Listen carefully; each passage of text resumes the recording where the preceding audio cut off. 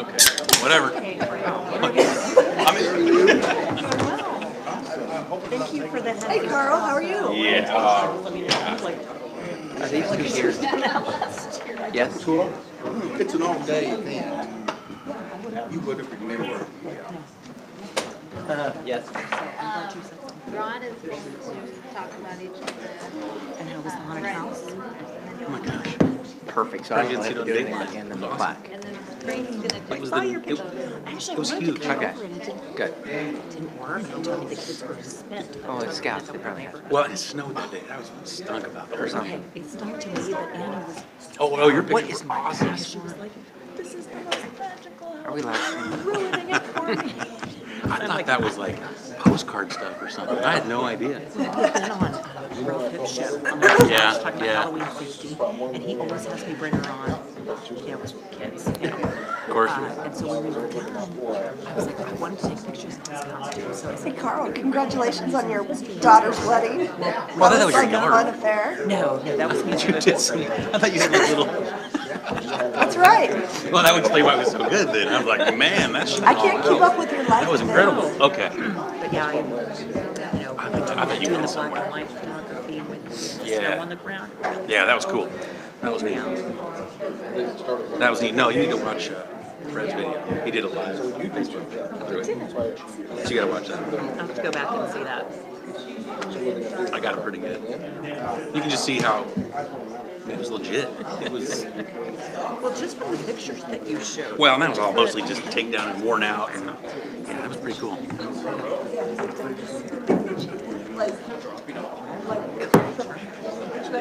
Got a doozy for you tonight. Thanks. Was it a little bit with my daughter? Really?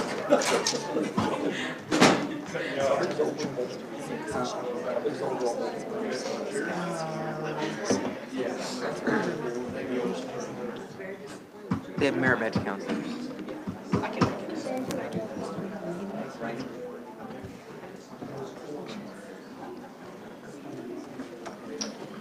Okay. Right here. Oh, we're not ready yet.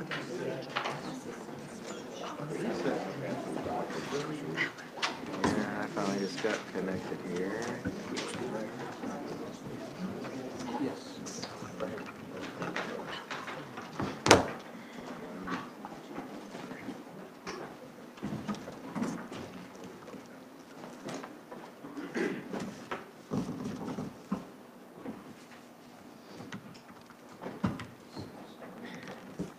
Guess we can go ahead and start a minute early. That's what I'm thinking. Yeah. Okay, it's a little early, but we'll get started anyway. Somebody walks in, I can catch up. Welcome to our board meeting. We get started with the Pledge of Allegiance each month, and since we have some scouts here, you guys want to come stand up front and lead us in the Pledge of Allegiance?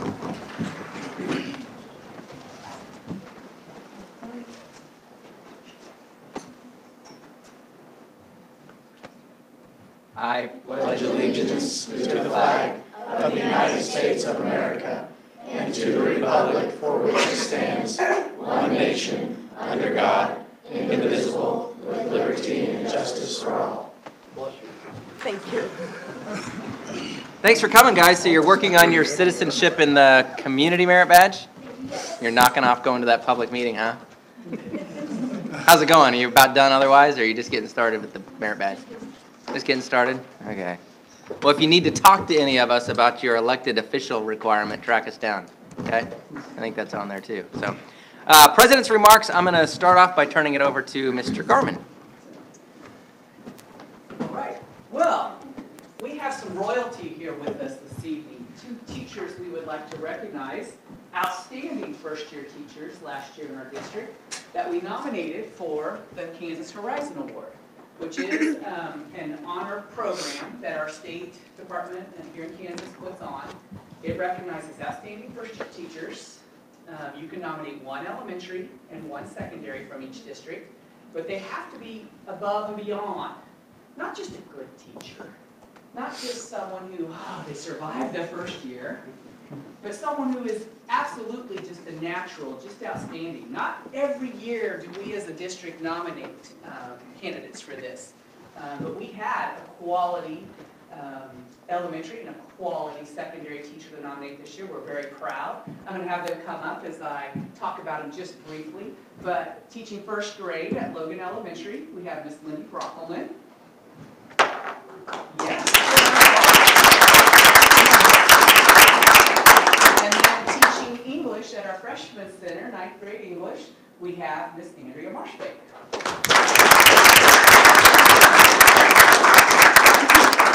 Both of these candidates were nominated by their building principals to be up for this award. And we turned in their applications. They fill out quite the extensive application with reference letters from all kinds of people, from the principals, from students, from parents. And we sent those packets in October, and we'll hear back end of December, early January, whether or not they are named a Horizon Award winner. They represent our congressional district, and there will be 4 elementary teachers from our congressional district selected and 4 secondary. So only 8 total in this area, and our state is divided into 4 congressional districts. So we're pretty excited. Board members, I have their completed packets, and I'll pass them along throughout the evening if you want to look at them. They're very outstanding. I really appreciated the comments from students and from parents about these 2 young teachers. Such things as, I didn't even know they were a first-year teacher, from parents and different grandparents who wrote things that they communicated so effectively that just eased through it, didn't even look like naturals. So, but most heart-wrenching to me were the student comments. Anyway, I hope you can see those as they come through. But congratulations. I think we have our board president, Mr. Patton, is going to give you some official certificates. And good luck, ladies, in the process. We hope you come out with There's a certificate for you. Congratulations. Good luck. Oh, smile. Lindy, congratulations. Good luck. Thanks for coming.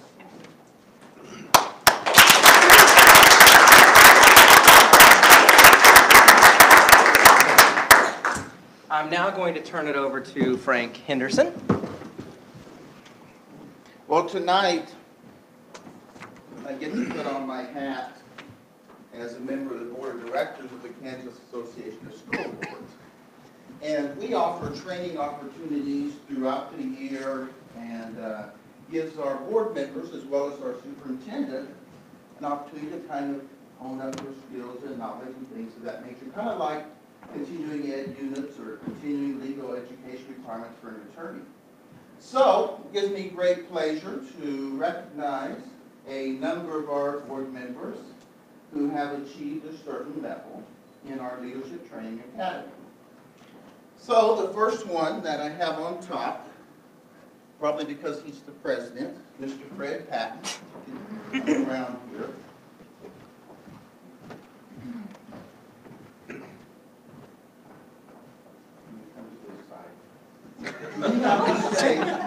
Do I? Yeah, you got to Stand here and smile. Thanks, Fred. Thanks, Fred. Just kind of slide over there. Yes, sir. Mr. James Adams. I'll do better than the last guy. Certainly. Thanks, sir. Thank you.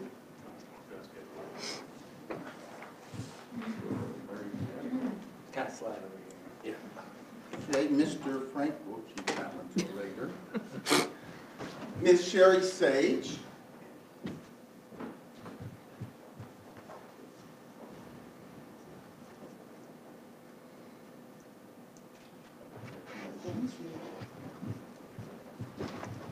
And Dr. Steve Noble.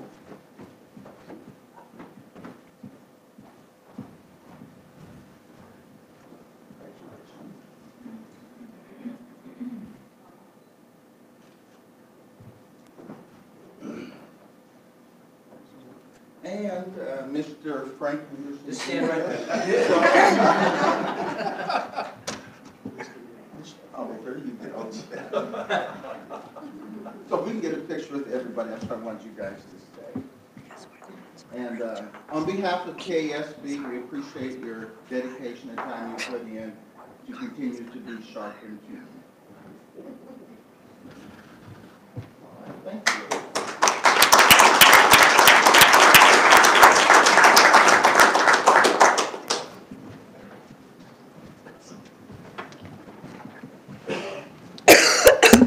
Okay, we will now move on to superintendent's remarks. Dr. Noble? I had the privilege recently of touring the Family Service and Guidance Center here in Topeka, Kansas. And this presentation is going to be participatory.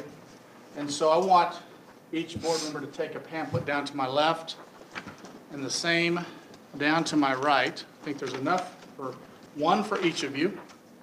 And many at this table will be familiar with this agency, but I'm going to ask you to humor me. So when I call on you and what area that you have specified from the Family Service and Guidance Center, I want you to read what's been highlighted so we can kind of give the audience an overview of this particular focus that they provide. They are a mental health facility for our youth and their families. It's unique in Topeka because many places will have it combined youth and adult mental health services. In Topeka, we separate the two. It's an incredible facility. We use it extensively in our district to provide the social emotional supports to our students and families. And so they obviously provide individual, family, and group therapy for our folks. And they're one of the few agencies in the region that provide psychiatric services. They have full-time psychiatrists on staff, and that's pretty unique for us. So we're fortunate to have that service available. They also provide crisis services for our people. Who has the crisis services brochure? I have that. You have that. Would you mind Certainly. reading what's been... Okay, under crisis services, sometimes problems at home, at school, or in the community can escalate until they become overwhelming and out of control, even harmful. Family Service and Guidance Centers, crisis services are available 24 hours a day, 7 days a week, 365 days a year. Crisis clinicians and case managers are ready anytime for consultation, problem solving, and when needed, face-to-face intervention. Thank you, Frank. I was interested to learn how involved they are with early childhood services. And they provide an incredible service to our youngest of children. Children that oftentimes can't function in a regular daycare or a preschool will be sent to this particular center to assist them with their social needs, their emotional needs, the things that are happening in their little lives.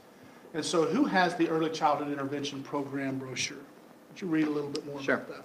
Even young children can show signs of serious social problems and behavior issues. When they do, it's hard on them and the people who care about them. The Early Childhood Intervention Program is a year-round program for children ages 2 to 6. The services are tailored to meet each child's unique needs. Groups are kept small, usually 2 adults for 8 children, to maximize the benefits for the child. Thank you, Fred. One of the things we deal with fairly regularly as administrators is anxiety with our students. Some students just don't feel the abilities to go to school. Parents struggle, they call us, they contact us, please help us. We're trying to get our child to school, they just don't want to go. They have anxiety. Who has the anxiety brochure? Thank you, Carl. Anxiety is common among children and teens, refusing to go to school or speak in public, constant worry, unexplained aches and pains, constant need for reassurance, avoidance of certain social situations, or ritualized behavior. All of these can be signs of anxiety. Thank you, Carl. They provide school-based programs both at schools that they serve and on site at the center. They're called the Youth Development Program. So who has the Youth Development Programs brochure? Sherry. The Youth Development Program at school is a group treatment program housed at select public schools for children ages 5 to 15. The group format allows children and teens the opportunity to build social skills as they focus on important life skills like anger and stress management, good decision making, relationship building, and appropriate expression of emotion. Thank you. They provide transitions to adulthood for our oldest teenagers as they are transitioning into the world of work, those that still are having the mental health needs that they exhibited in school. And so they call this the TAY program, the Transition Age Youth Program. Who has the TAY program? The guy who left his glasses at home has the. Need my magnifier from. Making your way in the world as a young adult can be tough. Leaving home, getting and keeping a job, finding a place to live, managing money, it can be a real challenge. For young adults with mental health issues, that challenge can be overwhelming. FSGC's Transition Age Youth Team can help. Thank you, Rich. And then lastly, we have the Mental Health First Aid Program. This is a program that provides immediate first aid to those in the, for those of us, training for those of us that can provide just immediate first aid in the mental health areas before we refer them on to a professional provider. Who has the first aid program? I do. James. The initial help given to a person showing symptoms of mental illness or in a mental health crisis such as severe depression, psychosis, panic attack, suicidal thoughts and behaviors until appropriate professional or other help, including peer and family support, can be engaged. Thank you, James. And then I think Christy has the overarching brochure of things on there that we may not have touched on. Is there anything specific, Christy, that we didn't mention, that services that they do provide? They are a leader in children's mental health, and they provide services to nearly 13,000 children and families who can jump through the CanCare hoops. I added that last part. Oh, did you? That's not on the brochure. I really appreciate the board members playing a part in this. There's one other service that we're very involved in here with our new coalition that we formed under the leadership of Annie Diedrich. And I want to talk a little bit about their suicide prevention services that they partner with us on. Annie? All right. Please reach out and ask for help if you or someone you care about is considering suicide. Family Service and Guidance Center is here to help. All suicidal threats and attempts should be taken seriously. Depression and hopelessness are very difficult to overcome alone. If you're worried about a friend or a family member, be aware of the warning signs of suicide. Thank you, Annie. Thanks for your leadership on that coalition for us as well. So it's an incredible facility. I encourage you to stop by, visit with those folks. But here's the walk-away thought.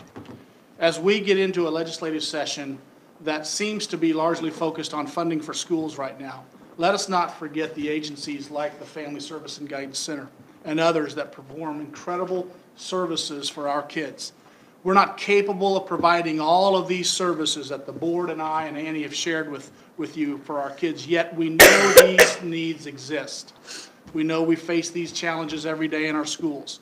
So keep them mindful in our thoughts as we enter another round of wonderful legislative work by our elected officials. It's a we and us thing. It's not an us against them. It's all of us together. So keep them in mind, and we appreciate all the great work that they do. That's my report on that. The last piece I have is just a quick update. Many on the Board of Education will be joining me in Wichita December 1st, 2nd, and 3rd for the annual Kansas Association of School Boards Convention. This is another opportunity for board members to grow in their leadership for your children and ours, as well as my growth professionally. It's also the opportunity where the association will establish their legislative points to argue in the coming months for school finance, for teacher evaluations, for all sorts of school issues, programs and certification type things. All of that happens through KASB and their lobbying efforts, and they represent our Board of Education and boards all across Kansas to provide the best education possible for our kids. So that'll be coming up on Friday, Saturday, and Sunday, December 1st, 2nd, and 3rd. That's all I had on that, Mr. President. Okay, thank you. We now move on to public communication. This is the opportunity for anyone in the public that would like to address us. They can do so at this time. Anyone? You guys don't have anything you want to talk about? Okay, we'll move on. You want to get over your anxiety. Yeah, come on. Next, we have adoption of the agenda. I have not heard there are any changes. If not, No is there changes. a motion to approve? So moved. Second. We have a motion by Carl, second by Sherry. All in favor, say aye. Aye. All opposed? Motion carries. Next, disposition of business by consent. We do have a quick, wow, yours isn't updated for some reason. Oh, Item 6, we have an executive session. okay, let me hit refresh. Refresh that. It's No? with the executive Oh, I'm session. sorry. It's been moved, I'm sorry, I put it down. apologize. Okay. It's moved to the bottom as the agenda is. Okay, perfect. I have the old one, my Okay. apologies. So back to item 6, the old 6, I'll is refresh. the 6 we've all seen. If there's no questions on those, is there a motion to approve? So moved. Motion by Frank. Anyone want a second? Second. Second by Carl. All in favor, say aye. Aye. All opposed? Motion carries. Discussion item 7A, report on bus camera pilot.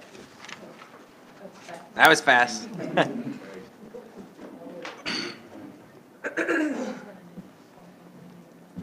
won't take a lot of your time. We've had the cameras on board for, about 3 months, since the first part of August. We have now 6 buses with cameras on them. I've assigned 5 to certain routes, and then we have a floater. I've made a list of pros and cons. Lots of pros. It's a protection for our children on the buses.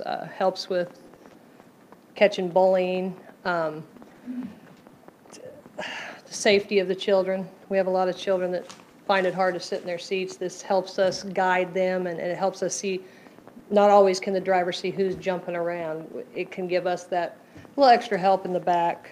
It protects our driver. We've got, kids are kids, and they'll come in and say, oh, Mr. Bus Driver called me a name, or Mr. Bus Driver did this. We have audio, so we can pretty much hear, especially it's right over the driver, we can hear things like that. We can, it can help us pick out if we did have a problem bus, which we've probably used this, I don't know, at least 10, 15 times, figuring out what happened on the bus and what the actual problem was. There's been a few times we haven't had a camera on the bus and we could have used it. And we've had parents that have called and said, had a situation, they said, well, is mine one of the buses with a camera? And no. Well, the parents are really, the ones I've talked to are really excited about the program. It's a bad behavior deterrent. They just see that, and they think, well, they might think twice about what they might do on the bus. We could use it, we haven't had to yet, but it would be a great tool for accident investigation. And later, when I show you guys a few clips from the cameras, you can see where if something would happen outside the camera or outside the windows, you can see the action, you can see where we're driving, you can see buildings go by, cars go by. In fact, I had a parent call the other day that was a little unhappy about what our bus driver was doing. I was able to pull that video because she had one, and we could zero in on the action she was complaining about, and we could actually see what was happening and counsel that driver with her watching the video with us. Technology. The first camera we put on the first part of August was an analog camera, so pictures weren't that great. The last 5 are HD, and when you look at them, you won't believe the clarity in the pictures. Technology is changing daily. Now you can get the cameras, and they also have GPS units on them where you can follow the bus wherever it is, and that is an extra cost, a monthly cost, but they have the availability for that. We can keep videos. These are 80 gigabyte hard drives. We can keep videos. I 2-3 months. So even if something happens a month ago, parent doesn't bring it to you, you still can go back and check on those things. We can also archive to the computer and save bits and pieces if we need to. There's a panic button on there. So if something happens on the bus, like a fight breaks out, the driver can hit that panic button and it'll mark it within the video when we go to look at it. Some of the cons, upfront cost, obviously. They run about $1,000 a unit. And depending on the technology, depending on what company you go to, there's different warranties and those kind of things. Technology, that's the other con, is because it's changing. You may buy a set of cameras, and in 2 years, they'll be the crappy ones on the block, basically, because that's just how technology is going right now. You guys have any questions? What are the ongoing costs that you are seeing this incurring? None. We don't have any ongoing unless, the ones we have now have hard drives that we pull and bring into the building. Few years on a bus, those hard drives tend to get knocked out of alignment and they will stop working because of the bus motion and where we're driving. They do have cameras now that come with the little SD cards, and that's a new technology with them. And so I spoke to a company and we would just need 80 gigabyte SD cards, and they don't get damaged with the bus bumping around and everything like that. I'm fully in support of adding cameras to buses. I've heard of a couple incidences where they were really in a situation of one kid said this and one kid said this, and I think it would help alleviate that. Given how difficult it is to recruit bus drivers, I just wondered how the drivers feel about having cameras. All my drivers are positive. They were a little bit skeptical at first, but when they see how we're not using it to watch every move they make, and I think that's what they think we're doing. As they see that it's a tool, and I've had a few of them that's had it on the bus, and they realize when these issues come up with their children and they have to deal with the parents, we've got a back. You know, we've got something that has their back. So. Thank you. How many buses do we presently have? With our leased buses, we have 72. 50 of them we own, 22 we lease. And they do, as you purchase new buses or as you lease them, you can also have them wired already for you. So basically all you're doing is sticking the cameras in. And right now we have a camera in the back and a camera in the front.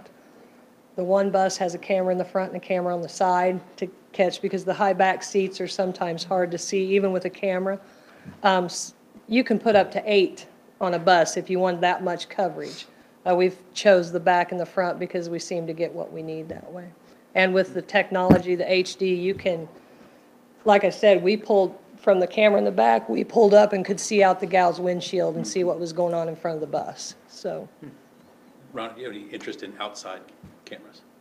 I would love to have stop arm cameras. And someday, watching legislation and the different states around the area, it could be a law someday. I know some of the states have passed it Missouri as has well. that, don't they? Doesn't Missouri have that I think so. stop arm law? Yeah, and I know New York does, but they'd be wonderful. Now we just fill out a piece of paper and hope the kids are trained. When there's somebody going by the stop sign, they grab that tag. I bet there's 6, 7 kids that have that Yelling tag it out, number. yeah. Oh yeah, yeah. So we've got the kids, but a lot of times they get by without that. So. Just curious. Any other questions? Okay, thank you. All right. Thank you. Next, we have curriculum report. We're gonna watch video. Not till later. Oh, okay. Regarding the pineapple truck. Just so, when you read the CIA board report and pineapple chart, these are something new that we have introduced to our schools in the month of November. Pineapple charts are supposed to be, pineapples are a symbol of welcoming each other and that you're welcome. So we have done this in our classrooms, and the chart is up and it's in our lounges or in our teacher workrooms. And teachers can put up sticky notes saying, you are welcome to visit my room on this date. This is what you're going to see. And other teachers in the buildings can go and observe that. It's really taken off. I can speak firsthand from the middle school. For example, on Friday, one of our teachers said, I'm headed down to the creek to do our work down there if anyone wants to join us. And then, of course, the weather got a little bit chilly and we couldn't go. But that way people could plan accordingly if you wanted to go visit. It helps me as an administrator know if there's something I want to go check out in a classroom. So the pineapple charts are something fun. So if you come and visit one of our schools, ask where the pineapple chart is. We'll take you to this, and then you can see what's going on in a classroom on a particular day, and you know that teacher is inviting others to come in and observe. Earlier in October, there was a great representation from the Seaman School District at the KSD Annual Conference. Last year, the conference was called Kansans Can. This year, they added the word imagine, so Kansans Can Imagine. It was a great conference. The first day was spent learning about the assessments, test security, and ethics training. We had a wonderful keynote speaker to kick off this conference, Dr. Conley. He's a national thought leader in several areas, including our college and career readiness. Then we were so blessed to have our closing keynote speaker be Manny Scott. He is from, he was a main character in the movie The Freedom Riders. And so to listen to him tell his story in person was incredible. But one of the most powerful quotes that he made that just really stuck, I know, with Rod and I, was just that the stronger the internet connection, the weaker the human connection. And I thought how often that is so true if you go from our dinner tables to our schools to our community, that, you know, when we all have a great internet connection, it seems to weaken the human connection. So he was a powerful, powerful speaker. And then on the last part of our report, we have the class of 2016 graduation rate. I have Mr. Monahan here if there's any questions that you have. He provided a summary of the report, and then the actual report was also included as a separate document in your board docs if you have any questions about the graduation rate and how that's figured. All right, Mike does a great job of explaining it to all of us. So, all right, any questions for me? Sandy? Thank you. Welcome. All right, well, along with the pineapple chart, we're always trying to be better communicators with people throughout our community and with our parents. And recently, of course, we had parent-teacher conferences, and you can see in our report we had, once again, a great turnout, a great percentage of attendees at all levels. I was amazed at the elementary level. There was a 97% attendance rate, and that each principal that I spoke with was, and we are getting that last one, or we're going to make sure we connect, and that's a goal, to get 100%. And then you look at the number of conferences at the middle school and the number of conferences at the high school, and it was actually, I think they were all higher this year than in the past, so that was a good sign, communicating with our parents. And some of our classrooms are now going to student-led conferences, which is great, and having the students involved in those conferences. And I know that's something we're going to start promoting and hopefully developing more of, especially as we look at our individual plans of study throughout our district and letting the kids be an active participant in that. So scouts, get ready, all right? Get ready to help out with those conferences. It'll be great. Also, of course, Veterans Day on Saturday. Many of our schools had special assemblies or celebrations going on for that on Friday. And then I want to point out something you haven't missed yet. Elmont this week, tomorrow and on Wednesday, are having their Grandparents' Day, where they serve breakfast to over 550 people coming in and having breakfast and things. So if you need breakfast tomorrow or Wednesday, go check out Elmont. All right, it'll be a great place to go. But I'm always amazed by the Veterans Day celebrations that our schools put on, and what's even greater is the students often lead those. And it's really cool to see that and the respect they show to our veterans. Moving on, professional development. November 6th was an awesome day a week ago from today. So many great things going on around our district.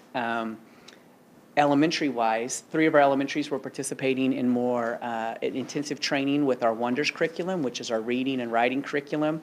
They were at Northern Hills participating in that. Logan and West Indianola had already participated in that particular training, so they had their own things going on at their buildings. Something I want to point out at Logan was the mental health aspect that they took in their training. They had 5 learning stations going on, and not only did they have their staff completely involved in those learning stations, but they allowed our other specials teachers throughout the district, music, PE, librarians, counselors, etc., to come to that training as well. And I got to breeze over there for a little bit after I left the reading training and sit in on some of those. And it was amazing the things they were talking about, from just how you connect with kids after trauma to the ACEs assessment tool, which is a great tool as well that we're all becoming very familiar with, adverse childhood experiences. And just the different things they were sharing, every single session was impactful. And I really enjoyed that.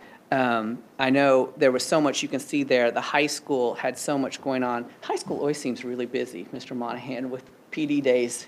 You get a lot in a little bit amount of time. But once again, they were actually reviewing the pineapple charts.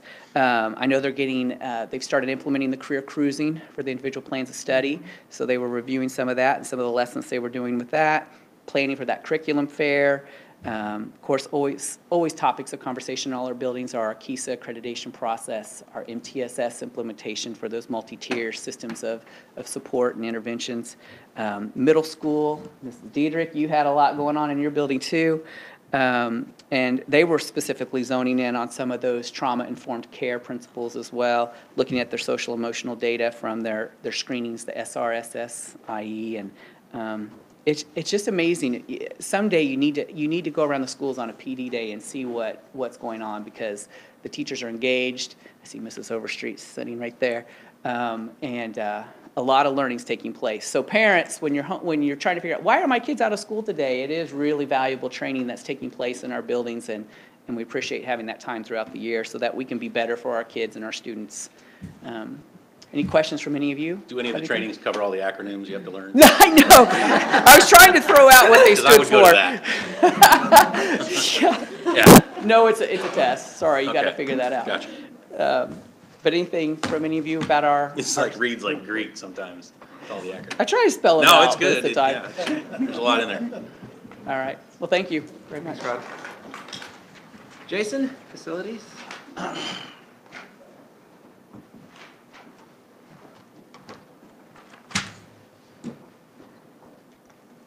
See if I can work this thing.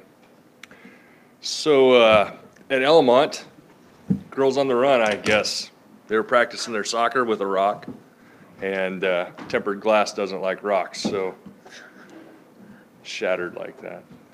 Logan, we've got some new bottle filling water fountains in. We're also putting in some curbing ahead of time for phase 2 of the HVAC. Getting as much done as we can ahead of time to make it smoother over the summertime. At Mathis, here's several photos of primarily the exterior sidewalks, where they're going to cut in doors, the front canopy. Parental drop-off area, so new concrete underneath there. Pleasant Hill, technology department's been moved. Got some new break room area, cabinetry. Terry's got a lot more photos to show. Seaman Middle School, we threw in an ADA ramp that should help on drop-off. There wasn't one there before. Seaman High School, you notice those rails are pretty far apart, the gaps between them. Those will be getting replaced. This is on the inside. We already did the outside with a ADA approved. And here, we had all this new sidewalk put in. However, this area still kind of looked bad.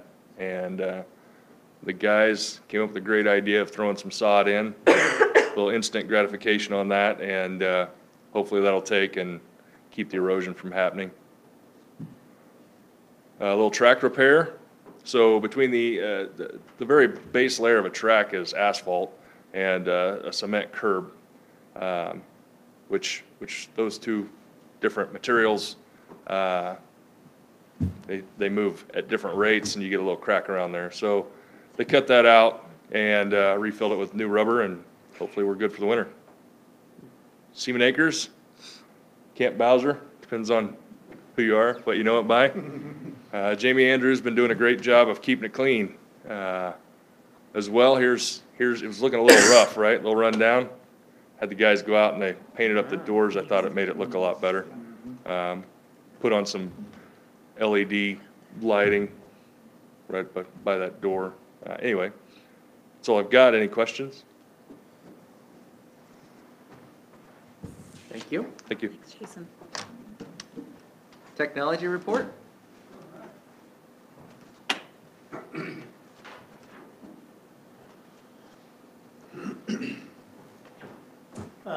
included all this in your handout, but web ticket summary, all about the same. I will tell you, I'm amazed at how efficient the department is. I mean, those guys get on it and we close them out real quick. So remember, web tickets is just a small portion of what we do. We have upgraded our web ticket system that makes it easier. They have a mobile tote now, so we're creating web tickets on the fly because we get hit in buildings a lot. And to ask them to write that down and remember it. And we want to do the web tickets so that we collect data on what we're doing and trends and things that we can do to make the whole thing better. This is a breakdown, and I highlighted, it's no surprise, the high school is the majority of our tickets. The majority of those tickets are the student one-to-one. And as you can see, the other thing that we do, we spend a lot of time on software issues, whether that's Power School, FileMaker Pro, which we wrote databases to take care of SIT plans, teacher evals, and then we do a lot with eHall Pass, maintaining it. So that's the majority of what we do. As Jason mentioned, we moved. Big shout out to maintenance department. They did a great job getting it ready. The last thing we wanted to do was move into a space that looked like a closed school.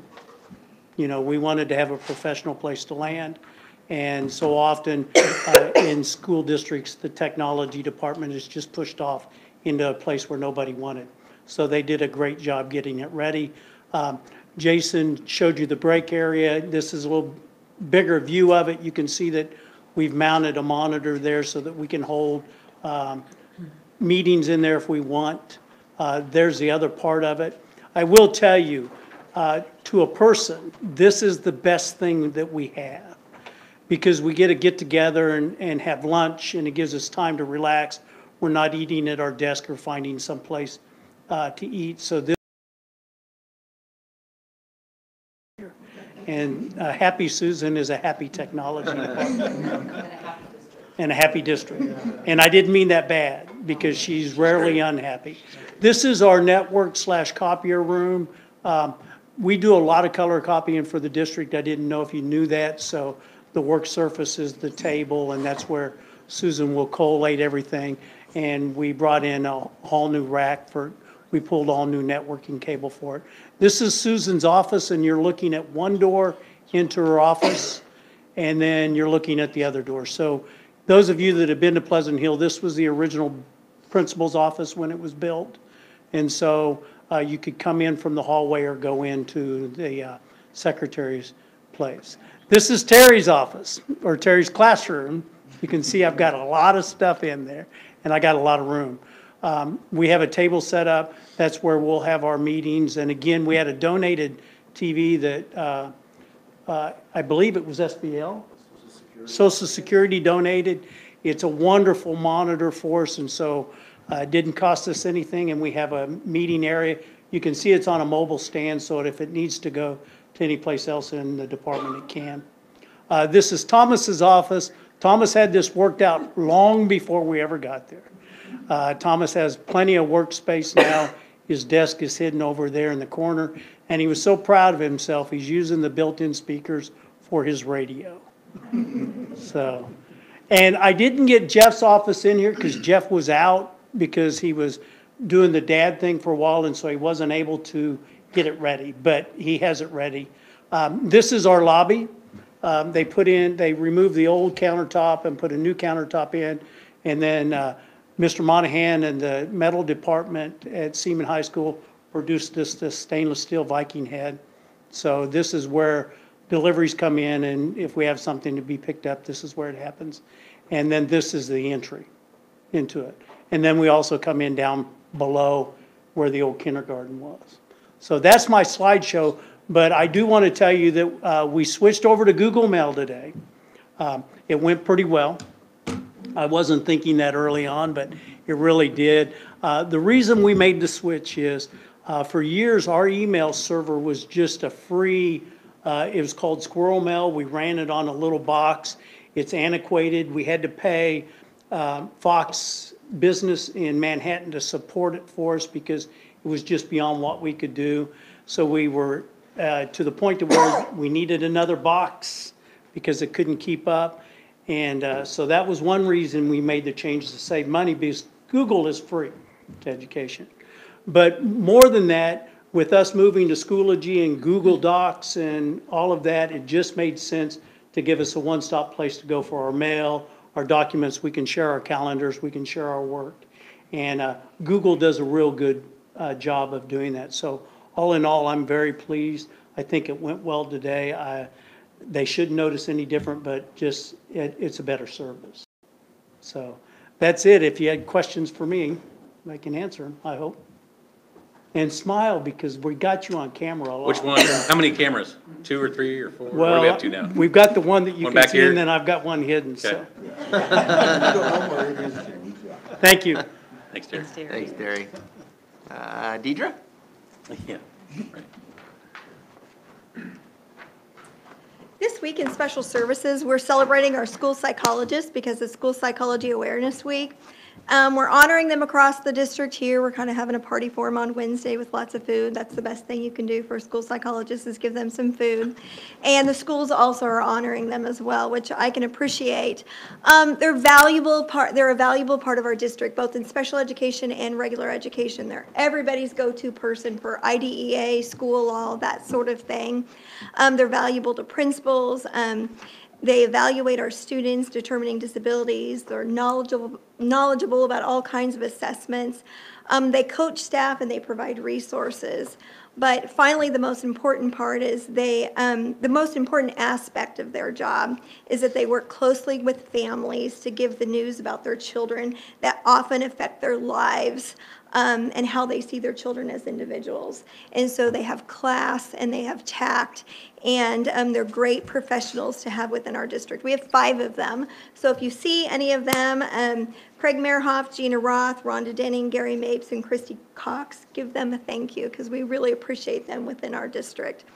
I also want to talk about our professional learning that was a week ago. I had a chance a week ago Monday to today to visit with our preschool teachers. We're trying to determine screeners for the little ones for math and reading, and so we had a couple choices, and I brought some people in to look at those screeners that would fit our little ones, and we're excited about that prospect. They've got some materials they're looking over, and we'll follow up next week to see what we're going to do with that. Again, we talked about Mathis Early Learning Center. We can never meet together with early childhood people without bringing up Mathis Early Learning Center. They're very excited about it. I was able to meet with some other people and a representative from ATHCO for our playground equipment. And so I could share with them all kinds of ideas about the playground. And actually, our rep is kind of drawing up 2 options for them with their input, and then we'll share that with them again on Friday and discuss that, so they can look at the playground at Mathis Early Learning Center and see what fits the needs of the students there, thinking of our 0 to 3 students, because parents as teachers will be there, as well as our 3s and 4s. So they're excited about that. That was in the morning. In the afternoon, I jumped several grade levels and went to secondary special education and met with our secondary special education teachers here in the boardroom and discussed a lot about IEPs and their content, and just understanding the notion that an individual education plan is a picture of a student, their strengths, their weaknesses, and all the data involved with that, and kind of beefing up that process a little bit with those teachers. And we always review least restrictive environment as well. We had a couple years ago where we had a little bit of concern about least restrictive environment. The state target is 65%, which, if you understand, we want 65% of our students to be 80% in the general education classroom. So 80% of their day, they're in the general education classroom for 65% of those students. So anyway, we were about 6502, so we're thinking, oh, where are we? So we made some plans within our district and found out where our hot spots were and talked about that. And if you look at least restrictive environment, if you want a definition for it, it means the child is provided special education services or related services, so SLP services, speech and language, try not to use acronyms, OT, PT, with their peers. So they're with their peers for those services to the maximum extent appropriate. The IEP team has to consider that first. When we're sitting down at an IEP team meeting, we ask ourselves, how can we serve those students in the general education environment, providing them with accommodations and/or modifications? We have to do that first before we pull back into the special education environment. So that's what they're talking about there. And we always like to talk about that, ideas and how we're going to do that. And it's always a topic about professional learning in the SPED department due to the fact that it's best for students, it's tied to a state target, but it's also because it's sometimes difficult to do. It takes quite a bit of planning and preparation for our teachers, and they always look for ways in order to make that happen successfully. So we were able to do that, and we had a great time of learning. Finally, I'd like to talk about the Tri-State Law Conference just briefly. Every year, I try to take a team of people to the Tri-State Law Conference. We mostly take administrators and our school psychs. It's all attorneys that are presenting in Omaha about school law and things that happen in schools, things that we should do, things that we shouldn't do, and what laws are surrounding that, what court cases have come out from that. So anyway, the administrators love it. They love to go, and there's always a waiting list because they want me to take them. But we use our targeted improvement plan money for that, and we're able to take those administrators, and each year it's a highly sought-out professional development opportunity. I think that ends my report. Do you guys have any questions about anything else? Okay. Thank you. Thank you. Thank you. Dr. Noble, legislative agenda. In that item, you have an attachment of the One Voice document, as it's known. It's representing one voice of all the Shawnee County school districts. This is a draft. It's not in its final form yet. So I'm just, it's here. It's in your documents for the board to consider. I will not review anything in there unless you have a specific question or concern for me that you want to make sure is on our One Voice document, any particular item. Otherwise, you will have 30 days to discuss and ask questions about it, and then we'll ask for an approval in your December meeting. In fact, we have some follow-up meetings. This is being developed cooperatively with superintendents, and there is some discussion even among board presidents that'll be upcoming. Our various board presidents of the 5 Shawnee County school districts will be meeting on this particular topic at a later time. So let me know if you have any questions about the One Voice document. Concerns. Okay. Action items, financial items and claims. All right, Scouts, this is where the meeting usually really starts getting exciting, so sit up and just take it all in. Just kidding, guys. You have all of the financials in front of you. I'll take any questions. If not, entertain a motion for approval. See, I told you guys. Got a motion by Christie. High action. I'll second. Second by Frank. I don't think there's any discussion. All in favor, say aye. Aye. All opposed, motion carries. Next, neighborhood revitalization program extension. This is an extension of an agreement that was first drafted in 2012 or 13. I have the letter. You have the documents in your file, in your board docs. It was initially a 4 or 5 year agreement. They need a 5th year to get a study done on the new mapping that will include the high needs areas where neighborhood revitalization is in great need, all the way rating out to what they call healthy neighborhoods where neighborhood revitalization is not necessary. They want to remap that in the coming 12 months, and they need an extension of the existing agreement to be able to do that. So this is simply a 1-year extension allowing the county to explore that option for future mapping and then further consideration of neighborhood revitalization. So I would entertain a motion to approve so they can get to work on what they need to do, or discussion. Any discussion? Is there anything else in addition required on our part? Not at this time, no. No, it's just a signed agreement with, I believe, Candace, did it say board presidents and clerks sign this document? I think it's superintendent and clerk. Superintendent and clerk sign the document, so we just need approval. I need approval from you to sign it and give them that extension. But other than that, there's nothing from us needed other than we're blessing this to move forward. I would make a motion to approve the extension. I'm going to second it, and then Rich has a This is a 5-year contract, this is a 4-year contract, and they're asking for an extra year. Believe It was that's, supposed to expire at the end of 2017. The NRA program as a whole, yes, it commenced in January 2013, it expires December 31st of 2017. this is probably a much bigger topic than, it just shows up on the agenda like that. But for the majority of my legal career, I've worked on economic development, and the NRA is one of the bigger projects that this county and this city uses, and I've become rather suspicious of these. The incentive here is that if you know that you're not going to have to pay tax for a certain number of years, you will build it, right?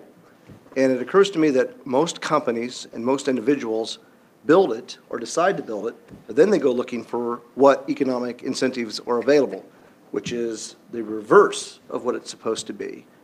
And the more I look at these and the more I study these, the more I am suspicious of all of them. So I'll be voting no on this.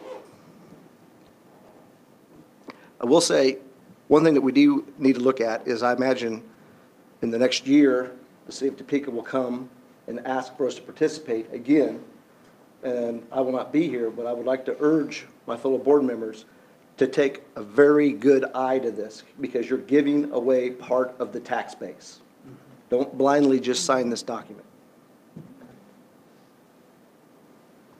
Any other questions, comments?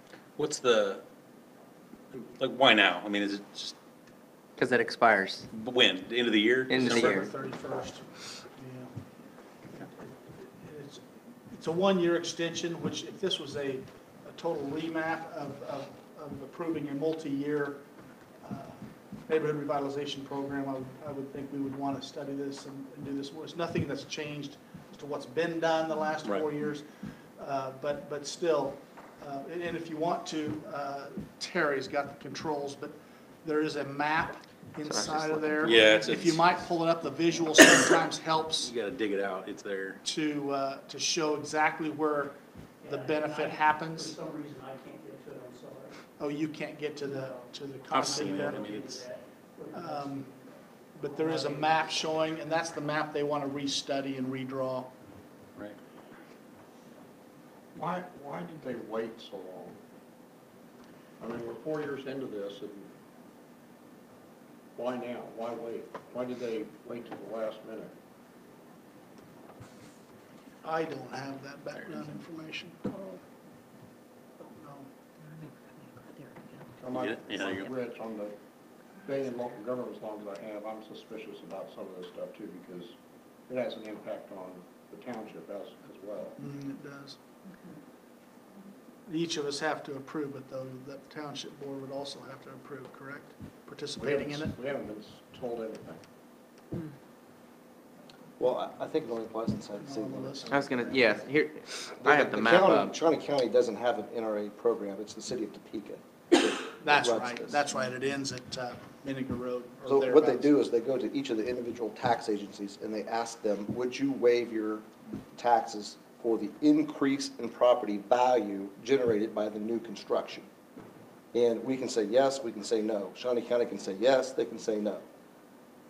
And I believe 501, I remember one of the first times that we looked at this, we had this was when I worked with Shawnee County, and 501 came in, and they were very skeptical, and they asked lots of great questions, and I think at that point in time, they decided to go ahead and go along with it, but I know that at the time, they were also very dubious about the merits of the program. We actually voted it down last time, and it sat there for a couple months. And then the Holiday Inn project and related stuff over here, he was, at least, he kept coming to us each month and indicated that was not gonna happen if we didn't do it. And so that's why we Well, reconsidered it. and but- see, if that's true, I wouldn't necessarily have a problem with that. But, you know, one of the stories I remember best is that when Security Benefit built their beautiful headquarters, after it was built, then they came to Shawnee County asking for industrial revenue bonds, which would take the property off the tax roll for 10 years. And the county commission at the time rightly said, not from us, you're not going to. You've already built it. So how much of an incentive was it to build the headquarters? It wasn't any. Right. It was an after-the-fact ask.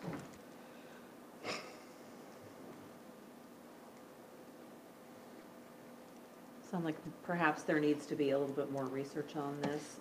Would it be acceptable for the board to take this up at the December meeting still before, does that put it too close to the deadline? I'm looking here, Sherry. Well, it's their deadline, not ours.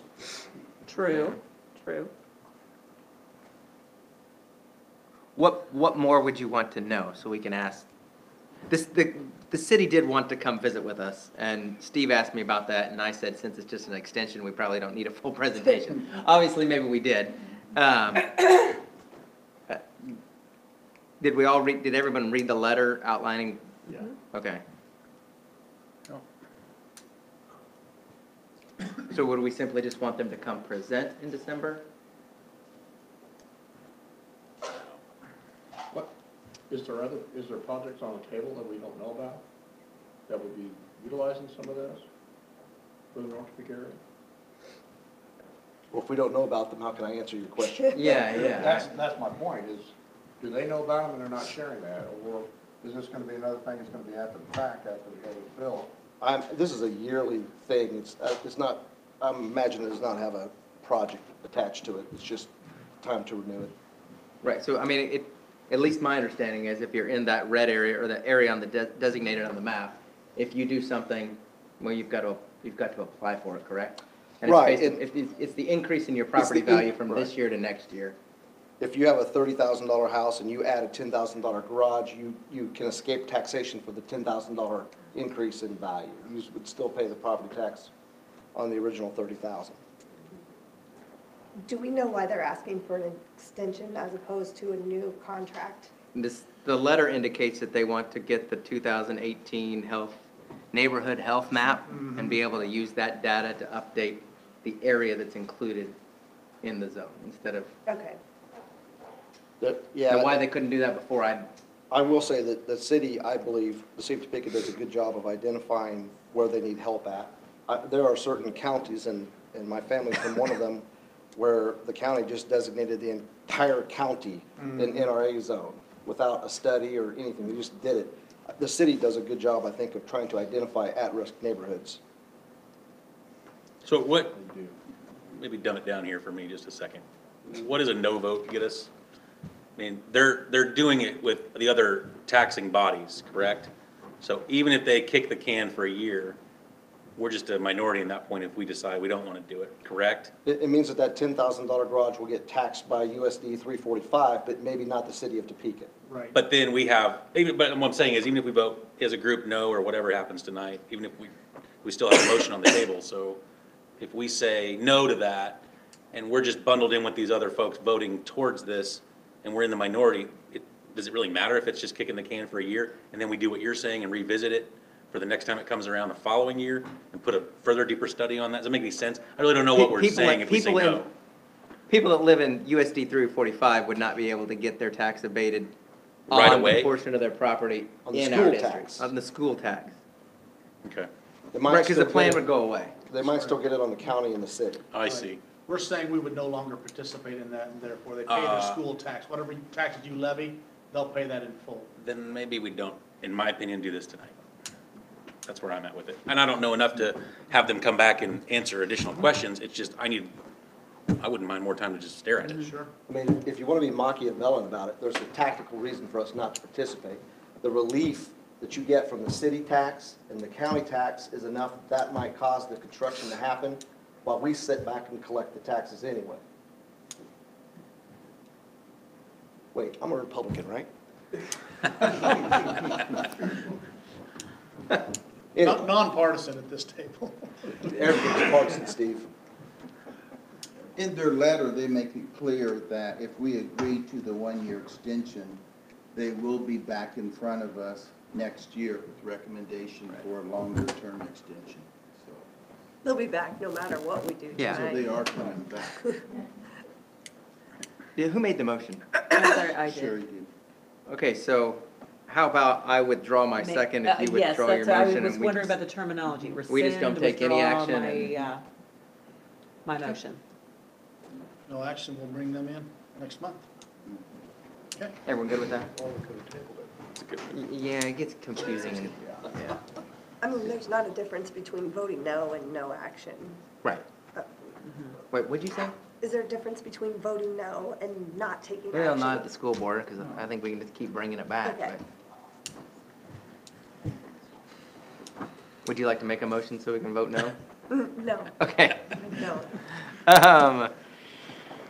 Let's see, 9A, retirement benefits. We have 4 employees, Deborah Peebler, Cheryl Booth, Jerry Ziegler, and Karen Renner, who have submitted their retirement notices and are requesting the board pay life insurance, or health insurance, I'm sorry, till they're 65, and they all meet the qualifications to get that. I'd ask for your approval. I would make a motion to approve the retirement benefits as presented. Second. Motion by James, second by Sherry. Comments, questions? All in favor say aye. Aye. All opposed? Motion carries. Next on the agenda, we have a series of 3 executive sessions.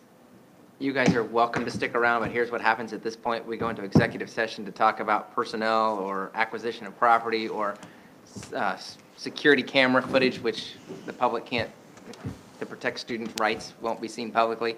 So we disappear in that little room and we come back every once in a while. No action will be taken. If you guys want to go home, it's up to your scout leaders, but you're welcome. We are live streamed, so you can go home and actually rewind it and watch the half an hour of nothing happening if you want, okay? The fun is over. But yeah, the fun is over, but every month you guys can log on and watch now if you want. You don't even have to come if this was so exciting. You can watch from your own home with popcorn. Fred, Yeah. Yes, we appreciate you Hold being here. hold on one second, though. just to sum up, there will be no action taken after these I executive sessions? intend to not take any action. Okay. Yeah, so no action will be taken. I like the Wildcat. Good point. Okay, I am going to make a motion to go into executive session to discuss placement of security cameras on school buses pursuant to the exception under the Kansas Open Meetings Act for school security matters to ensure the security of the school, its buildings, and/or its systems is not jeopardized, and the open meeting will resume in the boardroom at 7:10 Apple time. Is there a second? Second. Second by James. All in favor say aye. Aye. Opposed? Motion carries. This is where it gets, we're never right on the amount of time we need. It's like 7 minutes.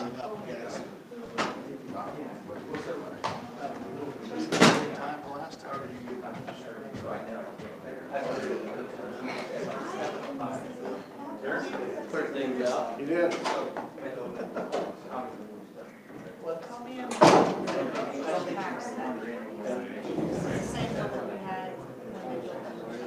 Yes. Yeah, there's about, we checked this out, there's about $2 million. Property valuation has been abated, it's been taken off the rolls. So this is about $2 million. So I was just doing the math, actually, that report, those are some of that we don't get.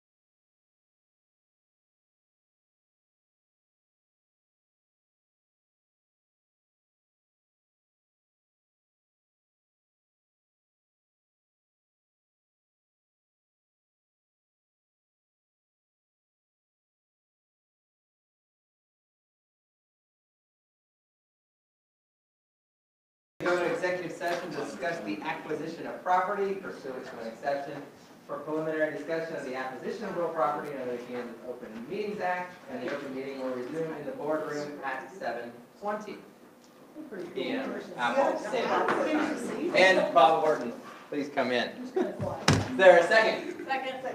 Second by, I think it was Sherry. All in favor, say aye. Aye. Opposed? Yeah. Thank you.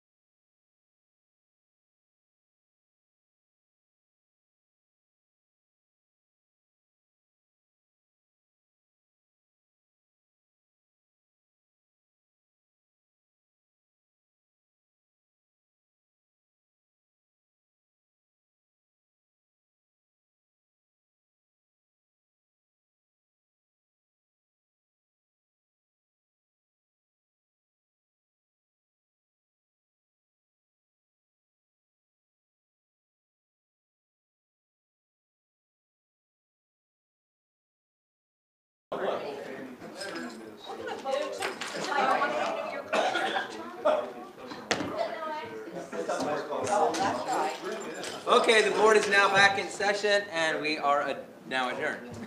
Motion by Fred, second by Gene. Okay, just change the adjournment time. I'll take your brochure, the first aid